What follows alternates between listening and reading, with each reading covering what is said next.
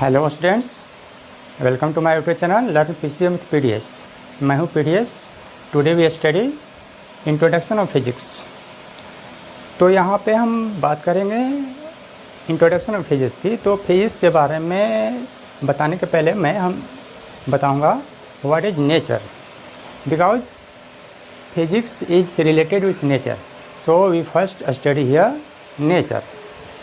Students, nature around us is like a big chess game played by nature, and the events of the nature like formation of rainbow, orbiting of moon around earth, falling of fruits from a tree, energy coming from sun, formation of tides in sea in full moon night, etc. are the moves of the great game. I mean to say, प्रकृति जो है एक शतरंज के खेल जैसा है जिसको प्रकृति खेलती है, जिसके साथ प्रकृति खेलती है, और प्रकृति में घटने वाले जो घटनाएं हैं वो शतरंज के खेल का मूव्स के जैसा है। ठीक है, प्रकृति में जितने भी घटनाएं हैं, all these events takes place according to some basic laws and rules like Newton's law of motion, Newton's law of gravitation, law of total internal refraction, law of fusion, etc. In the same way, moves of chess are played according to some basic rules. In the same way, as moves of chess are played according to same basic rule, मतलब बिल्कुल उसी तरीके से जैसे chess का खेल का जो मूव्स होता है कुछ बेसिक रूल्स के तहत खेला जाता है। If we allowed to watch game of chess somewhere, suppose करते हैं कि मुझे चेस खेलने नहीं आता है और कहीं हम चेस का खेल को वॉच करते हैं लंबे समय तक, तो हम वॉच करके कुछ रूल्स को गेस कर सकते हैं। In the same way, if we watch the events of nature for long time, then we may able to make some rules according to which events of nature takes place. I mean to say, बिल्कुल वैसा ही जैसे chess के खेल को देखकर हम chess के moves के रूल्स को गेस कर सकते हैं कि how a player played a particular move. Nature में घटने वाले घटनाओं को देखकर भी हम घटनाओं से संबंधित रूल्स को गेस कर सकते हैं। मतलब प्रकृति में जो घटनाएं घटते हैं उस पर अगर ध्यान लगाए रहें तो हम कुछ रूल्स को गेस कर सकते हैं कि यह घटना क्यों घटा। जैसे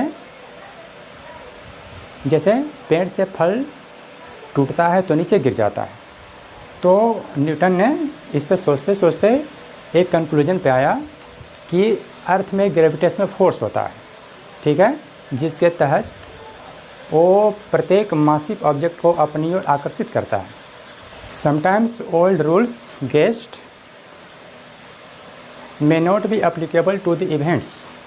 मतलब कभी कभी ऐसा होता है कि प्रकृति में घटने वाले घटनाओं से संबंधित कुछ नियम को अगर गेस कर लिया जाता है तो गेस किया हुआ नियम कुछ नए घटनाओं पर अप्लीकेबल नहीं होता है।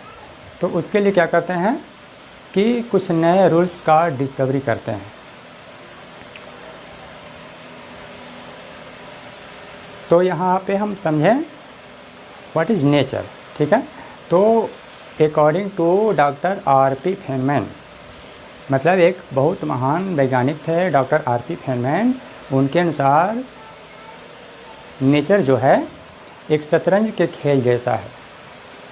ठीक है, और नेचर में होने वाली घटनाएं इस खेल का मूव्स है। Now we study so what is physics.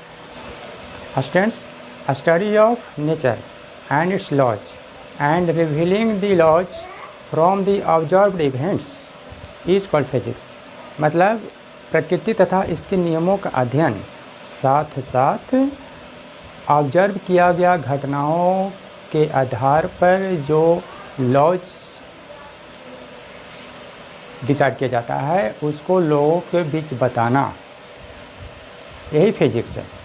हमारा अगला पॉइंट है relation between physics and mathematics. तो students, mathematics is the language of physics. Without the knowledge of mathematics we cannot discover, explain and understand physics. हमारा अगला point है measurement. Students, physics is based on measurement and we discover physics by learning how to measure quantities involved in physics. मतलब physics जो है measurement पे, physics जो है मापन पे बेस्ड होता है, और फिजिक्स का जो डिस्कवरी होता है वो ये लर्न करके होता है कि हम फिजिकल क्वांटिटी को कैसे मेजर करते हैं। Next point is physical quantities that can be measured is called physical quantities. मतलब जिसको माप सकते हैं is called physical quantities. Types of physical quantities, there are two types of physical quantities. First, fundamental physical quantities. It is defined as the quantities which are independent from other quantities are called fundamental or base quantities. There are 7 fundamental quantities: mass, length, time, electric current, thermodynamic temperature, amount of substance and luminous intensity. Now next point is derived quantities. derived quantity क्या होता है? तो derived quantities are defined as the quantities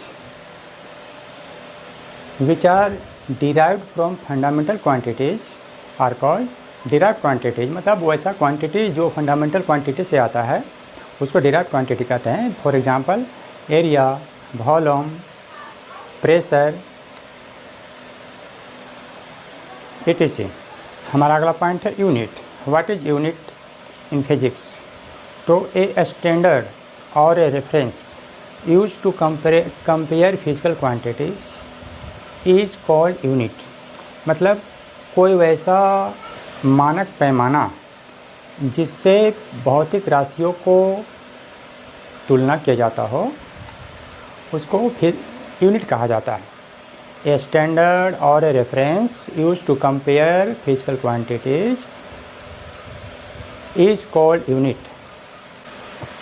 का जो major होता है उसको एक नंबर और साथ में यूनिट लिखकर दिया जाता है। फॉर एग्जांपल सपोज़ करते हैं कहीं पे एरिया 10 मीटर स्क्वायर है तो 10 लिखेंगे, साथ में मीटर स्क्वायर लिखेंगे। तो इसका मतलब यहाँ पे 10 जो है 1 मीटर स्क्वायर का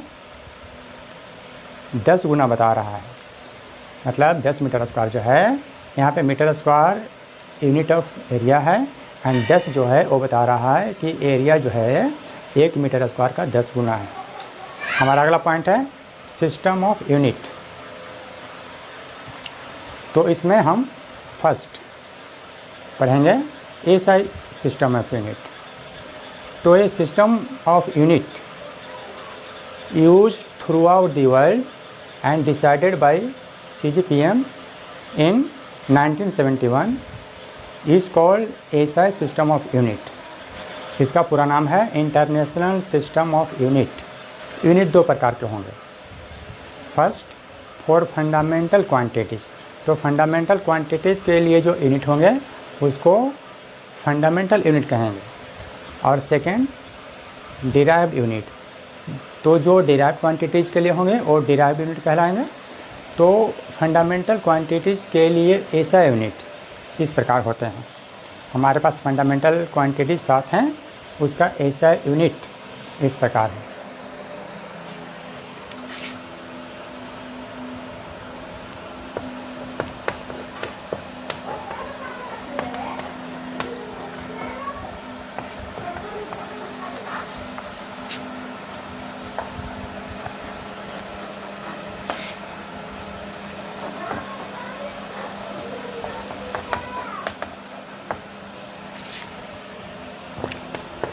पहला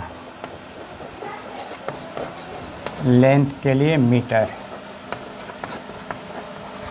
सिंबल में M.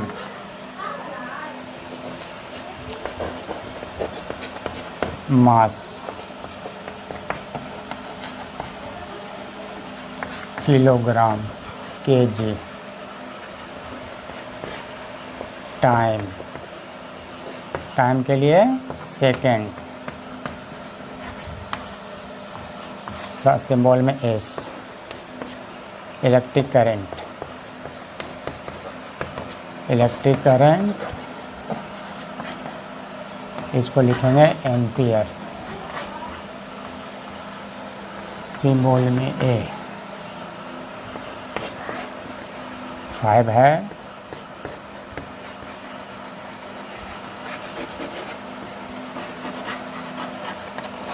Thermodynamic temperature,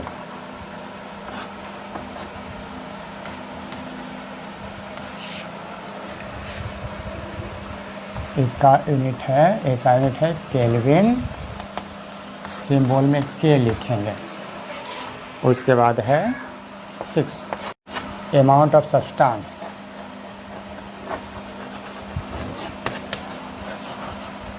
amount of substance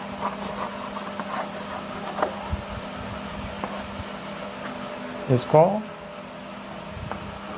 इसका ऐसा यूनिट मोल है और सिंबल में MOL लिखेंगे। And last luminous intensity, luminous intensity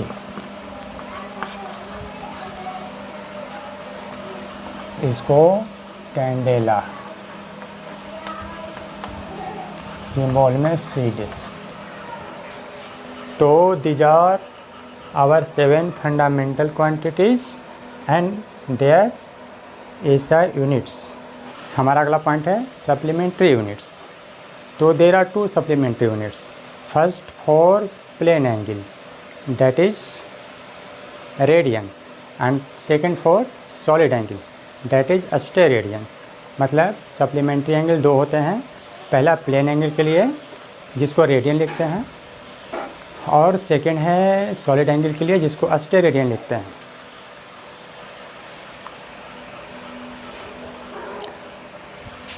system of unit में अगला है हमारा CGS system of unit, CGS system of unit.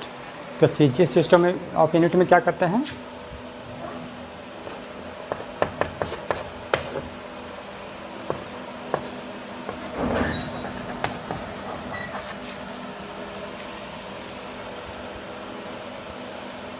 इसमें लेंथ को सेंटीमीटर, संकेत में cm, मास को ग्राम, संकेत में g, और टाइम को सेकेंड s। हमारा थर्ड है APS सिस्टम। इसमें लेंथ को फुट में लिखेंगे, संकेत में FT लिखेंगे। अगला है इसमें मास को पाउंड लिखेंगे, LB, और टाइम को सेकेंड S। उसके बाद हमारा थर्ड है MKS। तो इसमें लेंथ को मीटर, M से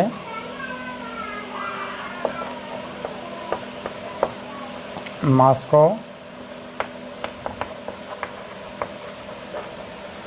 किलोग्राम केजी से और टाइम को सेकेंड एस लिखेंगे। तो यहाँ तक आज मैंने बात किया इंट्रोडक्शन ऑफ फिजिक्स में, बात किया what is physics and what is nature, और इसमें मैंने यूनिट की बात किया, व्हाट इज़ यूनिट। ठीक है, मैं अपना अगला वीडियो में इसको आगे बढ़ाऊंगा और मैं अब केवल इंटर और इंटर लेवल पर बेस्ड करके जो इंजीनियरिंग या मेडिकल का एंट्रेंस होता है उसके लिए ही वीडियो बनाऊंगा। और हाँ, वीडियो को लाइक करें और सब्सक्राइब करें और अपने दोस्तों के बीच शेयर करें।